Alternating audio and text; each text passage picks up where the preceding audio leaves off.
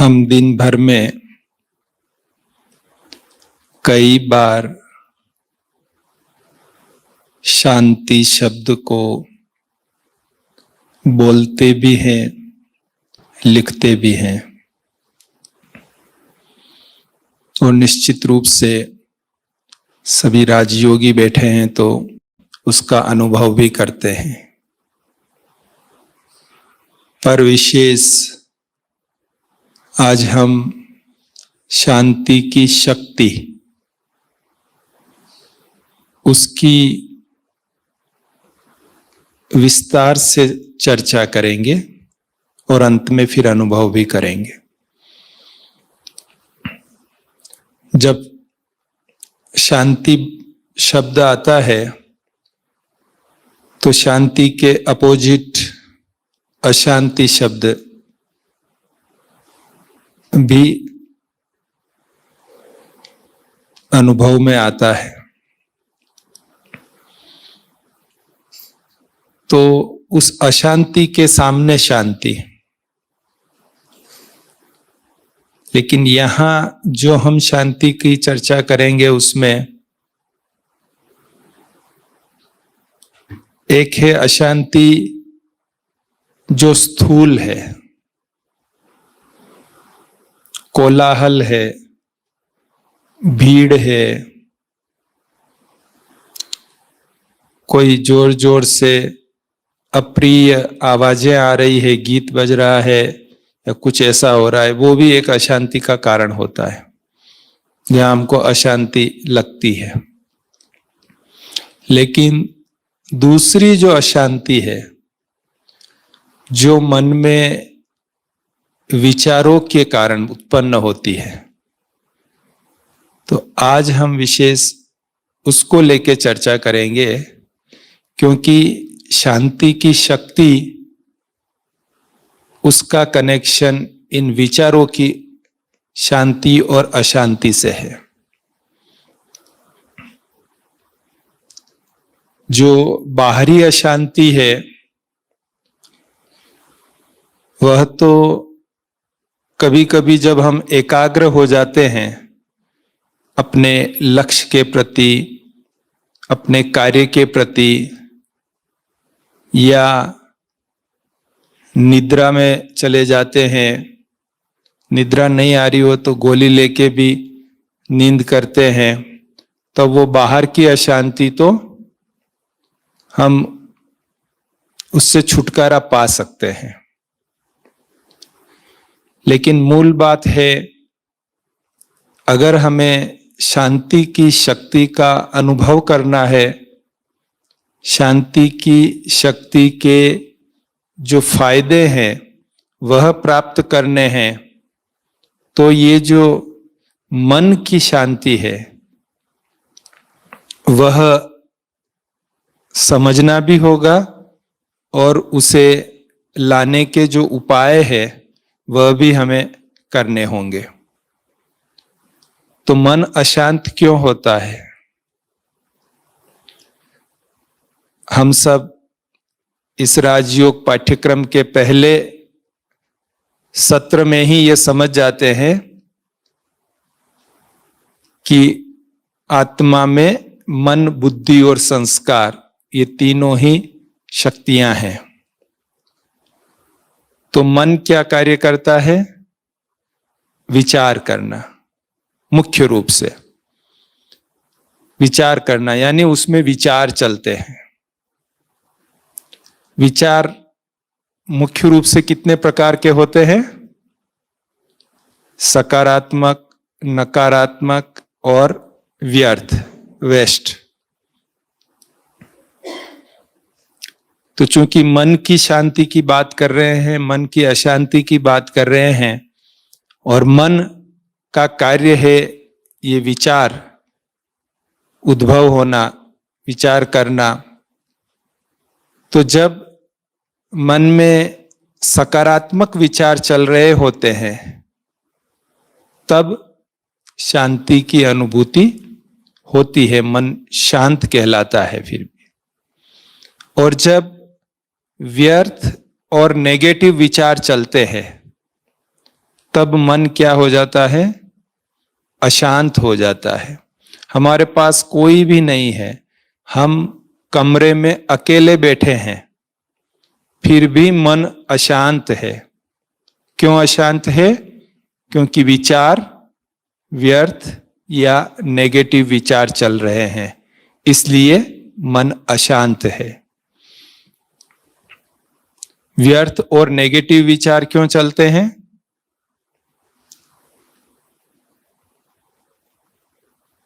कुछ तो कारण होता ही है व्यर्थ और नेगेटिव चलने का भी।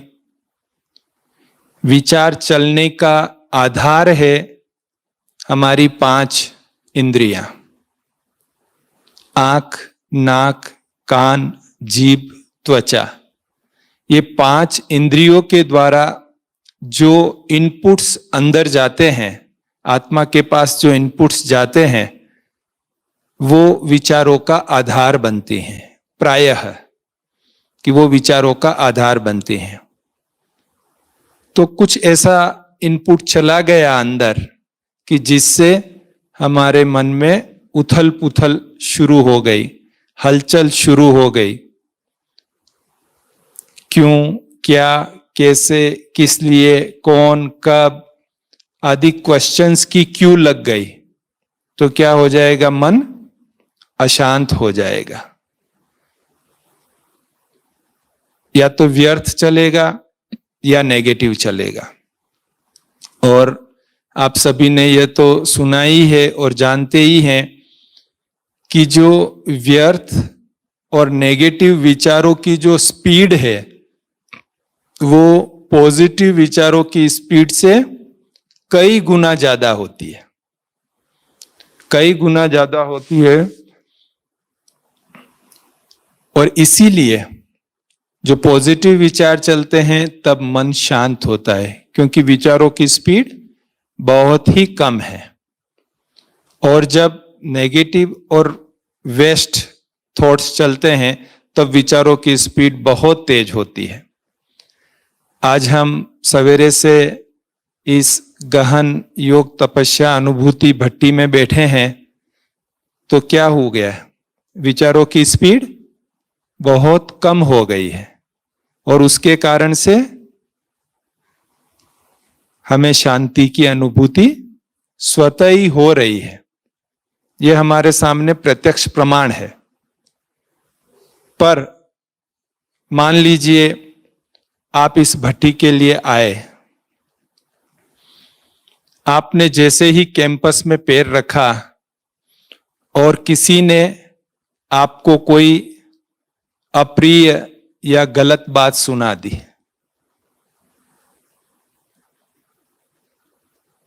क्या होगा? आपके मन में बड़ा उमंग था, बड़े श्रेष्ठ लक्ष्य के साथ आपने भट्टी में आने के लिए निश्चय किया था, लेकिन कैंपस में आते ही किसी ने कुछ ऐसा सुना दिया, तो मन में क्या होगा? छोटा मोटा तूफान आ सकता है। और आएगा तो वही व्यर्थ और नेगेटिव, वही क्वेश्चंस की क्यू और वही अशांति। तो शांति की अनुभूति के लिए हमें पॉजिटिव प्रयत्न तो करने ही है, लेकिन इन वेस्ट और नेगेटिव से छुटकारा भी पाना है। अगर इन वेस्ट और नेगेटिव से हमने छुटकारा नहीं पाया, वो विधि हमने नहीं सीखी, तो काफी समय लग सकता है शांति में स्थित होने में। तब तक हमारा काफी अमूल्य समय उस अशांति में चला जाएगा। अब इन वेस्ट और नेगेटिव से हम छुटकारा कैसे पाएं? इस राजयोग कोर्स में परमात्मा पिता शिव बाबा ने हमें कई विधियां बताई हैं, जिनको याद रखने से ज्ञान के कई ऐसे अमूल्य रत्न हमें दिए हैं कि जिनको अप्लाई करने से हम इन वेस्ट और नेगेटिव से मुक्त हो सकते हैं। ये हमारे प्रतिदिन का अनुभव है। क्योंकि हम शरीर में हैं, हम सेवाओं में हैं, हम संगठन के बीच में, ऑफिस में भी हैं और कमरे में भी हैं, तब व्यर्थ और नेगेटिव चलना, ऐसे कारण उत्पन्न होना, वो स्वाभाविक है कि ऐसे कारण उत्पन्न हो सकते हैं और उसके कारण व्यर्थ और नेगेटिव चल सकता है। तब हम इससे छुटकारा कैसे प्राप्त करें? जैसे एक छोटा सा पॉइंट पर बहुत ही पावरफुल पॉइंट कैप्सूल के रूप में जो बाबा ने हमें दिया है, नथिंग न्यू। अब ये दो शब्द है, नथिंग न्यू। अगर इसमें भी हमें पूरा विश्वास हो जाए और इस कैप्सूल के पावर को हम याद रखें और अप्लाई करें टाइम पर, तो भी हम जो ये व्यर्थ और नेगेटिव का ट्रैफिक तेज गति से चल रहा है, उस पर हम ब्रेक लगा सकते हैं। लगता है फिर छूट जाता है, फिर ट्रैफिक चलता है, फिर लगता है, ऐसे होता रहता है। आप हम सब का अनुभव है ये। लेकिन ये एक बहुत पावरफुल पॉइंट है। दूसरा, जैसे आज सवेरे के क्लास में भी बता रहे थे, जो हुआ अच्छा हुआ, जो हो रहा है अच्छा हो रहा है, और जो होगा वो तो बहुत अच्छा होगा। इसमें भी अगर हमें विश्वास हो, तब भी इस व्यर्थ और नेगेटिव पर हम ब्रेक लगा सकते हैं। लेकिन होता क्या है, ये पॉइंट्स तो है, पर जब परिस्थिति हमारे सामने आती है, तब ऐसा लगता है कि ये पॉइंट इतना काम करेगा कि नहीं करेगा, क्योंकि वो बहुत फोर्स होता है व्यर्थ और नेगेटिव का। और उस फोर्स के सामने इन ज्ञान के बिंदुओं का सॉलिड अनुभव हमारे पास नहीं होता हो, अगर नहीं है तो फिर उस समय ये ऐसा लगेगा कि नहीं, ये तो बाद की बात है, अभी तो इससे निपटना पड़ेगा। तो हम क्या करते हैं, ब्रेक नहीं लगा पाते। जब दूसरों के सामने ऐसी कुछ बात आती है और दूसरे हमें सुनाते हैं कि मेरे को टेंशन हो गया है, इतना व्यर्थ चल रहा है, मुझे गुस्सा आ रहा है, इरिटेशन आ रहा है, ऐसा कोई आके हमको सुनाते हैं, उनकी समस्या आके सुनाते हैं, तब हम उन्हें शांत रखने के लिए इन्हीं बिंदुओं का उपयोग करते हैं। और हम समझा के, जब वो इतना कन्विंस नहीं होता है, तो हम समझते हैं इतनी सिंपल बात ये क्यों नहीं समझ रहा है, ये तो अप्लाई कर देना चाहिए, शांत हो जाना चाहिए दूसरों के लिए। लेकिन जब हमारे ही साथ कुछ घटित होता है, तब यही बिंदु हमें भी अप्लाई करने होते हैं, पर वहां कभी सफलता मिलती है, कभी सफलता थोड़ी देरी से मिलती है। एक छोटी कहानी आपने सुनी होगी। एक गांव में एक ब्राह्मण रहता था जो सबको ज्ञान सुनाता था। किसी के भी घर किसी की मृत्यु हो जाए तो वह जाता था और सबको शांत भी करता था, क्योंकि स्वाभाविक रूप से रोते थे सभी परिवार वाले, स्नेही स्वजन। तो उनको ज्ञान के बिंदुओं से, गीता के सार से उनको शांत कराता, ढाढ़स बंधाता, रोने के लिए मना करता, उनको खुश करने का प्रयत्न करता, वो सारा कुछ करता था और पूरे गांव में फेमस था। और सभी उसका उसी लिहाज से बहुत आदर भी करते थे और उसको प्रकांड विद्वान, प्रकांड ज्ञानी भी समझते थे कि इसने जीवन में ज्ञान को पूरा पचा लिया है, बहुत अच्छा ज्ञानी है। एक दिन लोगों को उसके घर के बाहर से जो गुजर रहे थे, उनको अंदर से ब्राह्मण के रोने की आवाज आई। तो आश्चर्य हुआ कि ब्राह्मण रो रहा है, ऐसे कैसे हो सकता है? तो झुंड इकट्ठा हो गया और अंदर गए तो ब्राह्मण बड़ा जोर जोर से रो रहा था। तो उसको पूछा कि भाई, आप तो सबको शांत रखने वाले हैं, आप क्यों रो रहे हैं? क्या हो गया, आप क्यों रो रहे हैं? तो कहा, मेरी बकरी मर गई है इसलिए मैं रो रहा हूं। तो एक बोला कि मेरी दादी मर गई थी तब आप आए थे और हमको कितना अच्छा ज्ञान देके हमको शांत किया था। दूसरा बोला कि मेरी बेटी मर गई थी, जवान बेटी थी, तब भी आपने आके हमको बहुत ढाढ़स बंधाया और ज्ञान दिया और हमको शांत किया। एक ने बोला कि मेरे पिताजी मर गए थे तब भी आप आए थे और कितना अच्छी तरह आपने हमको ज्ञान दिया। मतलब हर एक उसको कहने लगे कि आप तो हर जगह आकर ज्ञान से सबको शांत करते थे, फिर आज आप क्यों रो रहे हैं? तो बोले, वो तो आपकी दादी थी, आपके पिताजी थे, आपकी बेटी थी, ये तो मेरी बकरी है, तो मुझे दुख होगा ना। तो ये प्रैक्टिकल बात है कि जब दूसरों को सुनाने की बात होती है तब हम बहुत अच्छे पॉइंट्स यूज कर लेते हैं, और लेकिन जब हमारे पर ही वो बात गुजरती है कुछ और तब हम शांत रह सके, वो हुआ ज्ञान को पचाना, ज्ञान को स्वयं में धारण करना, ज्ञान का स्वरूप बनना। जैसे पांडवों और कौरवों के जो ये सभी चरित्र बताते हैं, तो ये पांडव और कौरव जब छोटे थे, युधिष्ठिर, भीम, अर्जुन, दुर्योधन, दुशासन, तो ये जब छोटे थे तो गुरुकुल में पढ़ने जाते थे। जब पढ़ने जाते थे तो गुरुजी कुछ न कुछ ज्ञान की पॉइंट इनको सिखाते थे। तो एक दिन गुरुजी ने कहा कि क्रोध अच्छी बात नहीं है, क्रोध नहीं करना चाहिए, क्रोध करने से हमारा भी नुकसान होता है और जिस पर क्रोध करते हैं उसका भी नुकसान होता है, तो क्रोध नहीं करना चाहिए। ये सब पाठ पक्का करके आना कल, गुरुजी ने सिखाया। दूसरे दिन फिर सभी क्लास में गए।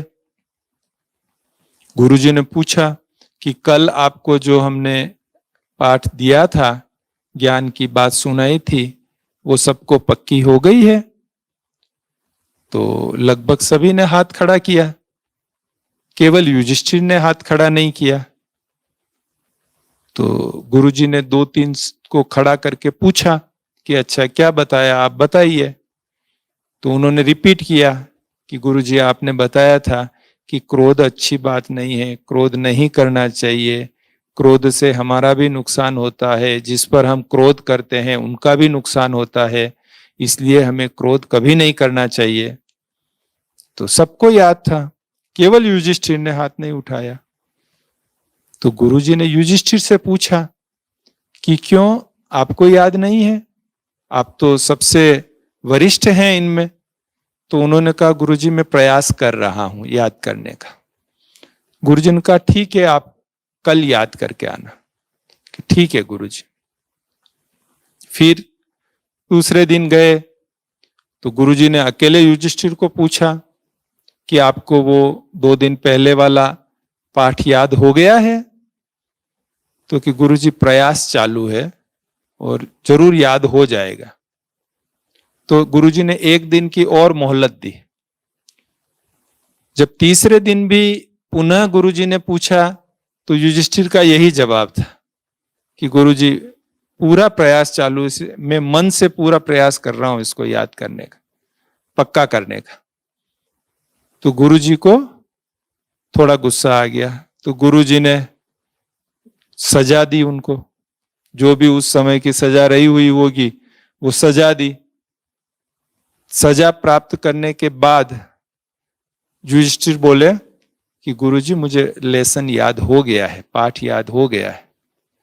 बोले, ये 4 लाइन का पाठ 4 दिन लगे याद करने में, और वो भी सजा खाने के बाद याद हुआ, पक्का हुआ या?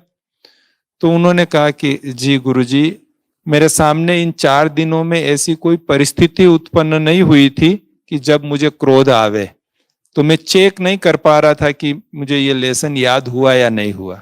लेकिन आज जब सजा दी आपने, तब भी मुझे क्रोध नहीं आया, तब मैं कह सकता हूं कि हाँ, ये लेसन मुझे पक्का याद हो गया। बात है ज्ञान की, कोई भी पॉइंट है, लेकिन हमारे जीवन में वो प्रैक्टिकल स्वरूप बनना चाहिए। तो ऐसे ही जो शांति की बातें बाबा ने अनगिनत मुरलियों में सुनाई है, हमें अनगिनत पॉइंट है, लेकिन वे सारे हमारे जीवन में प्रैक्टिकल स्वरूप में होने चाहिए, उनका अनुभव होना चाहिए हमें। ऐसे ही जैसे नथिंग न्यू का हमने सुना, जो हुआ अच्छा हुआ, जो हो रहा है अच्छा हो रहा है, जो होगा वो अच्छा होगा, ये भी पॉइंट हमने सुना। इससे भी कभी कभी जब ब्रेक नहीं लगता है, संकल्प चलते रहते हैं, तब ड्रामा का जो ढाल है वो हमें अपने सामने ले आना चाहिए। ड्रामा की जो 4 विशेषताएं हैं, वो 4 विशेषताएं बहुत ही पावरफुल हैं। उन 4 विशेषताओं को अगर हम हमारा विश्वास हो उनमें और हमने प्रयोग किया हुआ हो, तो फिर चाहे कितना भी व्यर्थ और नेगेटिव की परिस्थितियां होगी, हम ब्रेक लगा सकेंगे। वो क्या 4 विशेषताएं हैं ड्रामा की? कि ड्रामा फिक्स है, ड्रामा एक्यूरेट है, ड्रामा कल्याणकारी है, और चौथा ड्रामा न्यायी है। इन 4 विशेषताओं को अगर हम समझ लेवे और उसको अप्लाई कर देवे, तो मैं समझता हूं कि व्यर्थ और नेगेटिव हमारे पास आ नहीं सकता है, मन तुरंत शांत हो सकता है। ड्रामा फिक्स है। अब जो चीज फिक्स है उसको हम अगर आगे पीछे करने की कोशिश करेंगे तो एक व्यर्थ ही कहेंगे उसको, कि वो व्यर्थ ही है। ये दीवार यहां पर फिक्स है, अब हम इसमें धक्का देवे तो कोई मतलब नहीं है। हम समझ लेना चाहिए कि ये फिक्स है, हमको अगर इससे बाहर जाना है तो दीवार से टकराने के बजाय दरवाजे से बाहर जाएं, उसी में हमारी कल्याण है। तो ये स्थूल हमको समझ में आ रहा है, लेकिन यही बात हमको ड्रामा के बारे में भी समझना है कि हमको दीवार से टकराना नहीं है जो फिक्स है, लेकिन रास्ता निकाल लेना है, जो दरवाजा है उससे हम बाहर जा सकते हैं। तो इसी प्रकार से ड्रामा में भी जब कोई भी सीन हो जाती है तो वो फिक्स है, अब हम उसको टकराने की कोई जरूरत नहीं है। जैसे मक्खी, बाबा ने आज सवेरे भी बहन जी ने बताया था, बाबा ने 2-3 दिन पहले की मुरली में ही बताया कि जो मक्खी यहां से उड़ी वो फिर कल्प बाद उड़ेगी। अब वो उड़ी मतलब वो फिक्स है, अभी वो नहीं उड़ी तब तक हर्जा नहीं था, हम शायद उसको कुछ सफाई करके कर सकते थे, लेकिन एक बार उड़ गई है हमारे सामने से, मतलब वो ड्रामा में फिक्स है, तो वो होगी ऐसा। इसलिए अब उसके बारे में बहुत व्यर्थ सोचना करना, यहाँ कितनी मक्खियां हो जाती है, ये हो जाती है, ऐसा सब सोचने का कोई मीनिंग नहीं है। उसको हम फिक्स कर देंगे, वो फिक्स है सब। तो ड्रामा फिक्स है। दूसरा, ड्रामा एक्यूरेट है। अब फिक्स है, लेकिन हमको कोई बात ऐसी हो गई जो हमारे फेवरेबल नहीं है, तो हमको प्रश्न उठते हैं, मेरे साथ ही ऐसा क्यों होता है, ये क्यों है, इसमें तो ये भूल है, इसमें तो ये है। उसमें हम गलतियां निकालते हैं, सुधारने की कोशिश करते हैं। जैसा बाबा कहते हैं कि बहुत बच्चे बाबा को भी सलाह देते हैं, ऐसे भी होशियार है कि ड्रामा में बाबा ऐसा करना चाहिए था, आपको ऐसा करना चाहिए था। तो ये एक्यूरेट है, विश्वास नहीं है, तब जाके ये ऐसी बातें होती है। अगर एक्यूरेट है, इसका विश्वास हो जाए, तो फिर ये बातें नहीं होगी।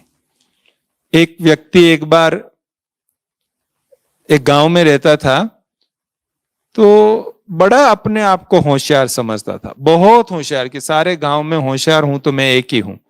और सबको करेक्शन देने का।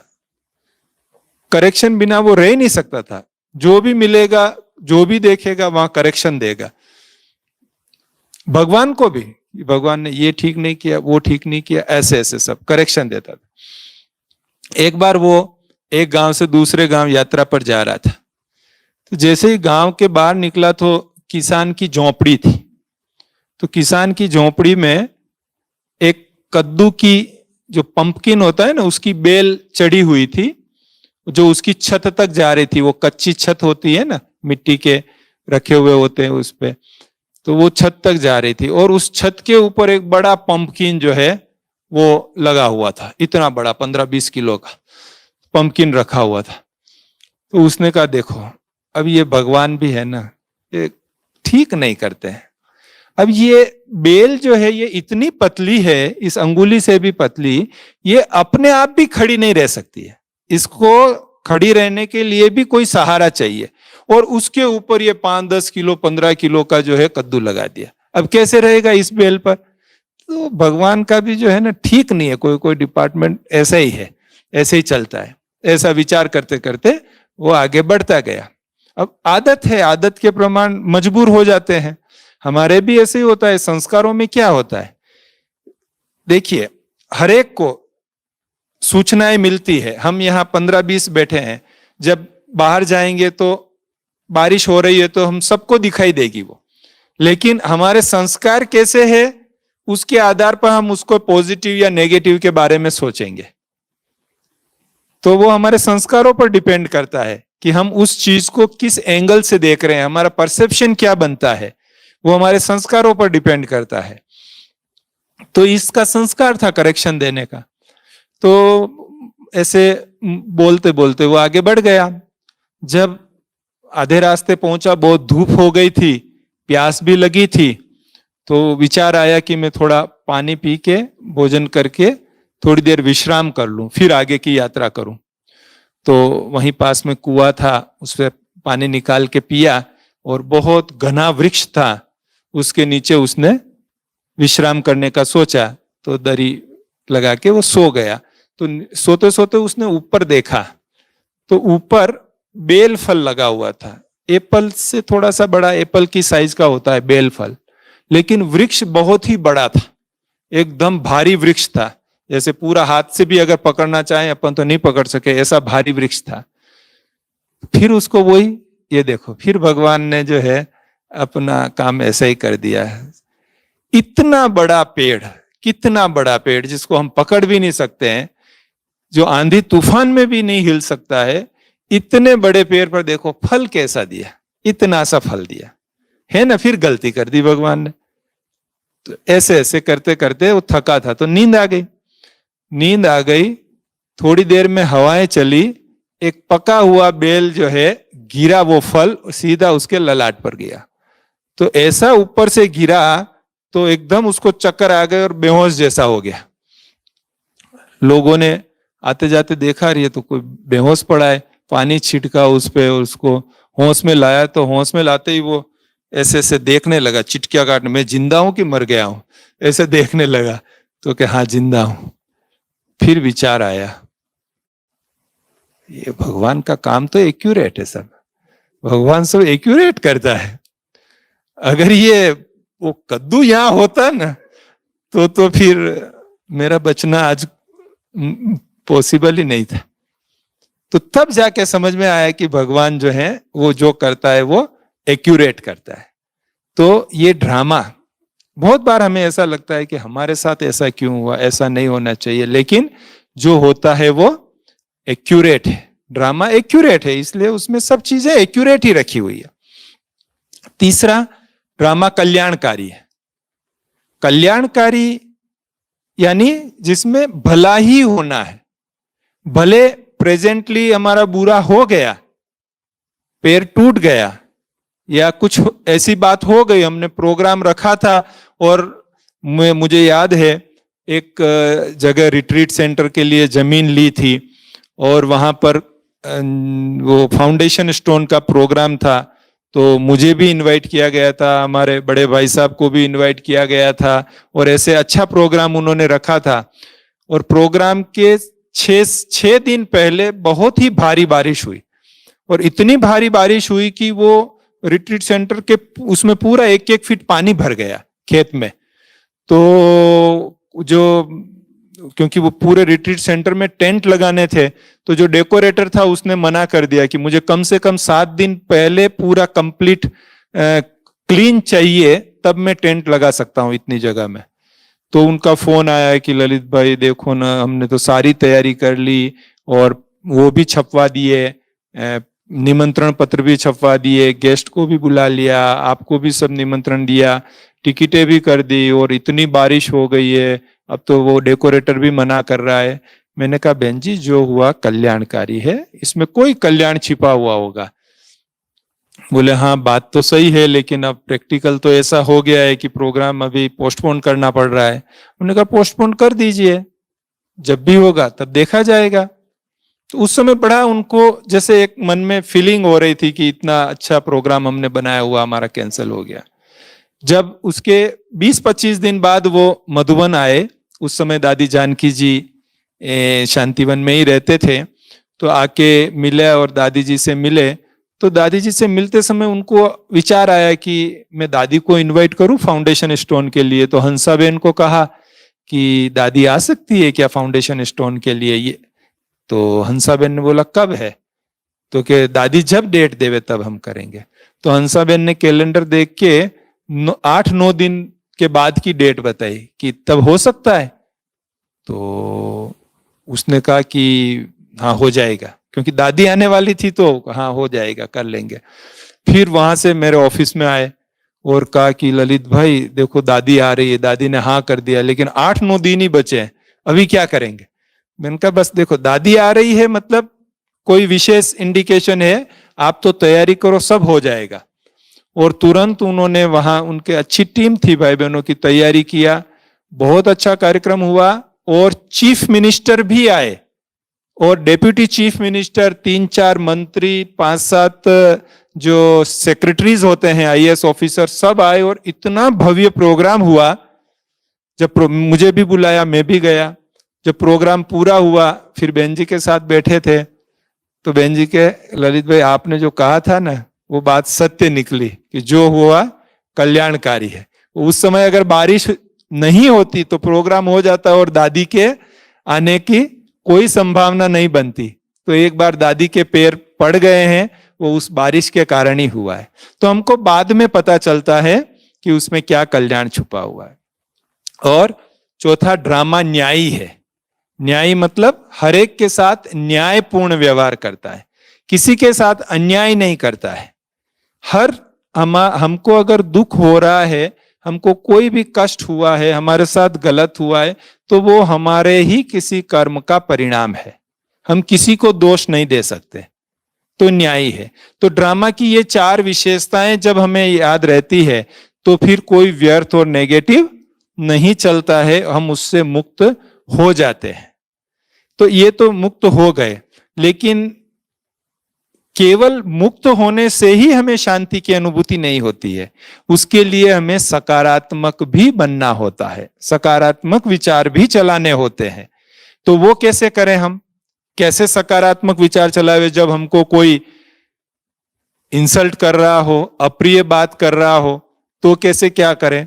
तो ये जो पॉइंट्स थे ये तो अप्लाई करना है, पर साथ में शुभ भावना, शुभ कामना, इसका हमें भरपूर प्रयोग करना है कि उनको आत्मिक दृष्टि में देखते हुए, आत्मा के रूप में देखते हुए, ऐसा नहीं कि ये फलाना भाई है, फलानी बहन है, ये है हमारा, ये वो, ऐसा वो सब नहीं करते हुए, बाबा की संतान, प्रिय संतान, मीठा बच्चा, ऐसे आत्मिक दृष्टि से देखते हुए उनके लिए शुभ भावना, शुभ कामना कि उनका भी भला हो, उनका भी कल्याण हो, वो खुश रहे, वो आगे बढ़े, वो निर्विघ्न रहे, वो निरोग रहे, निरोगी रहे। इस प्रकार से उनके लिए भरपूर शुभ भावना, शुभ कामना हमारे दिल से निकले, केवल शब्दों के रूप में ही नहीं, लेकिन दिल की गहराई से हमारे मन से उनके लिए शुभ भावना, शुभ कामना निकले। और जब हम उन नेगेटिव और वेस्ट से ज्यादा मात्रा में शुभ कामना का जो है फ्लो चालू रखेंगे और ज्ञान की इन पॉइंट्स को अप्लाई करेंगे तो हमारा मन जो है वो शांत हो जाएगा, क्योंकि मन के विचार सकारात्मक हो जाएंगे और मन शांत हो जाएगा। और जब मन शांत होगा तब हम विचार सागर मंथन करेंगे और जो योग की 5 स्टेज हैं उस यात्रा पर हम चढ़ सकेंगे। जब व्यर्थ और नेगेटिव में होंगे तब योग की वो 5 स्टेज हम नहीं चढ़ सकते हैं, लेकिन जब मन शांत हो जाएगा तब विचार सागर मंथन, उसके बाद रूह रिहान, उसके बाद फरिश्ता स्वरूप का अनुभव, फरिश्ता स्वरूप के बाद बीज रूप का अनुभव, और जब बीज रूप का अनुभव होगा उसके बाद हम मास्टर विश्व कल्याणकारी के रूप में पूरे विश्व को अपने बाबा के साथ अपने पावरफुल प्रकंपनों से सहयोग दे सकेंगे। तो ये योग की 5 अवस्थाओं में हम तब टिक सकेंगे जब हमारा मन शांत होके सकारात्मकता के ट्रैक पर चलने लगेगा। और उसी दौरान जब हम परम धाम में बाबा के साथ अपने आप को स्थित करके बाबा से किरणें ले रहे होते हैं, वो बीज रूप का अनुभव कर रहे होते हैं, तब हमें गहरी शांति का अनुभूति होता है। नॉर्मली जो आज भी बताया 2 प्रकार की शांति, एक है स्वीट साइलेंस, एक है डेड साइलेंस।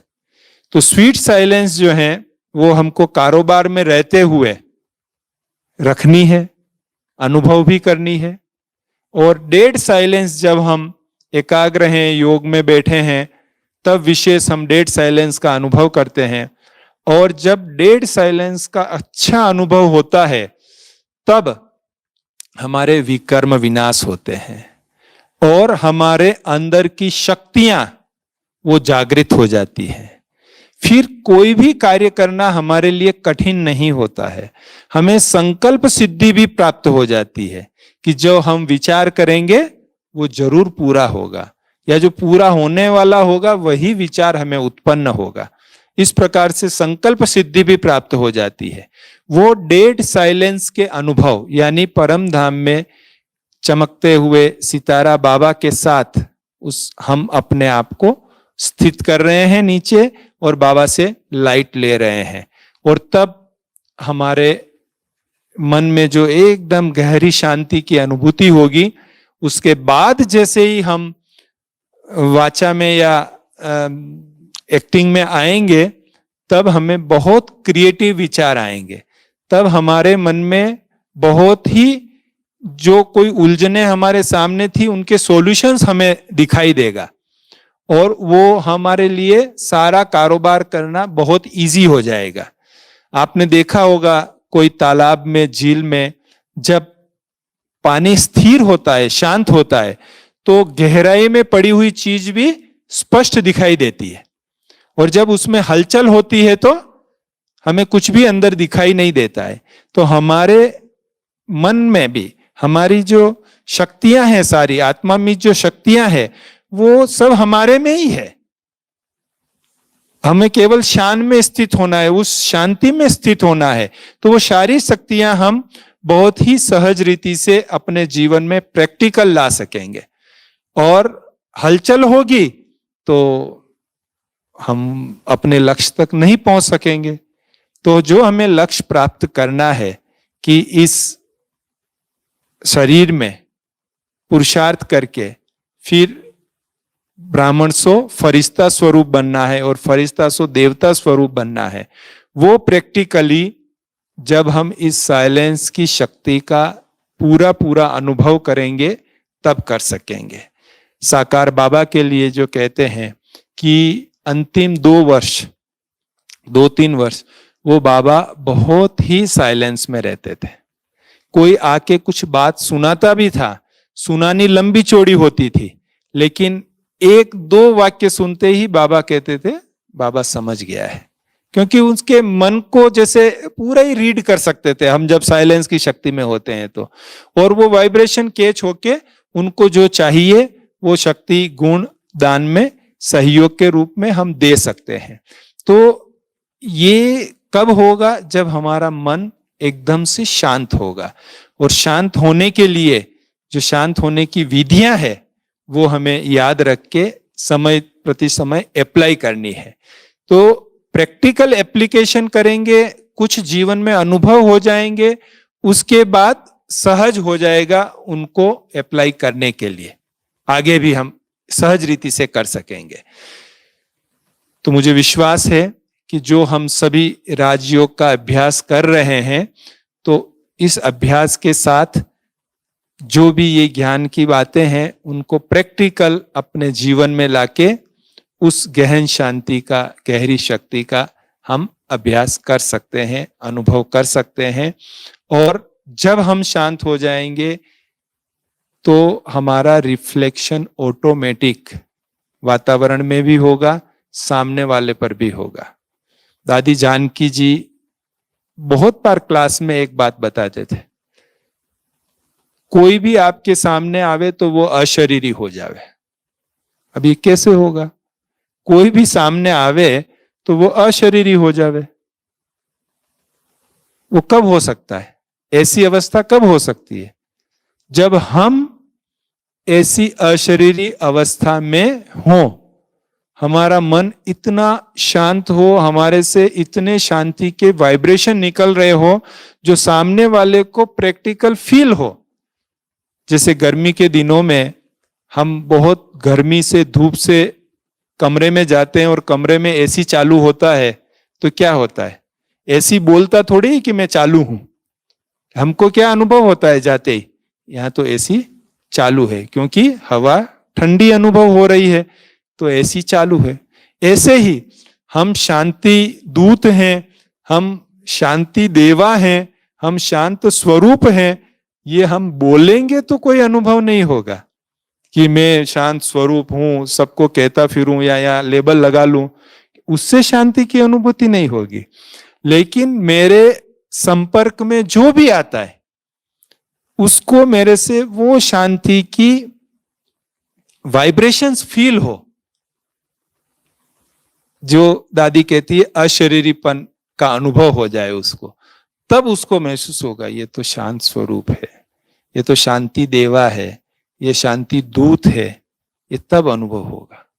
आपने भी देखा होगा, आपके जीवन में कई अनुभव होंगे कि जब आप कई विचार लेके जाते हैं और जब किसी ऐसे व्यक्तित्व के सामने जाते हैं जो शांत स्वरूप है, तब वो विचार जैसे शांत हो जाते हैं। कहना तो बहुत कुछ था लेकिन फिर एक दो पॉइंट कह के पूरा कर लेते हैं कि नहीं बाकी बस ठीक है, बाकी सब हो जाएगा। तो ये उस व्यक्तित्व का प्रभाव होता है कि जो ऐसा स्वरूप बन जाता है। तो ये शांति केवल मुरलियों में सुनने के लिए या पुस्तकों में पढ़ने के लिए नहीं है, ये हमारा स्वधर्म है, हमारा ओरिजिनल स्वरूप है। केवल हमें इसको रीडिस्कवर करने के लिए इन विधियों का प्रयोग करना है। और जब ये स्वरूप बन जाते हैं तब हमारे सारे ही जीवन के जो लक्ष्य और उद्देश्य है वो हमें स्वतः और सहज रीति से प्राप्त हो जाते हैं। हम सदा आनंद और खुशी में रह सकते हैं। ये तब संभव हो सकता है। अच्छा, ओम शांति।